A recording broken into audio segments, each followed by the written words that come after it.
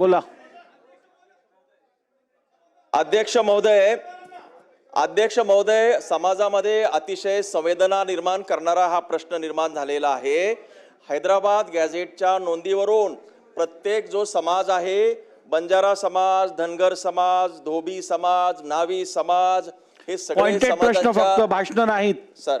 या सगळ्या सामाजिक समाजाच्या अस्मिता जागृत झालेल्या आहेत आणि प्रत्येक समाज मागासवर्गीय आरक्षण घेण्याच्या अनुषंगानं जे पूर्वी टाळत होते, आता मागासवर्गीय होण्याकडे जी धडपड सुरू आहे ती निश्चितपणानं रास्त आहे.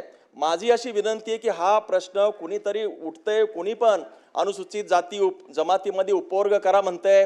हा प्रश्न इतका साधा नाही आहे. सामाजिक वातावरण दूषित करण्याच्या अनुषंगानं आज महाराष्ट्रामध्ये प्रत्येक समाजातला कोणीतरी उठतो, माझ्या समाजाला हे द्या, त्या समाजात घाला. हा प्रश्न असा सोडू नये. माझी उपमुख्यमंत्री महोदयांना या ठिकाणी विनंती आहे. जातीय जनगणना झालेल्या नाहीत, क्वांटिफाईड डाटा कोणत्याही समाजाचा महाराष्ट्र शासनाच्या समोर आलेला नाही.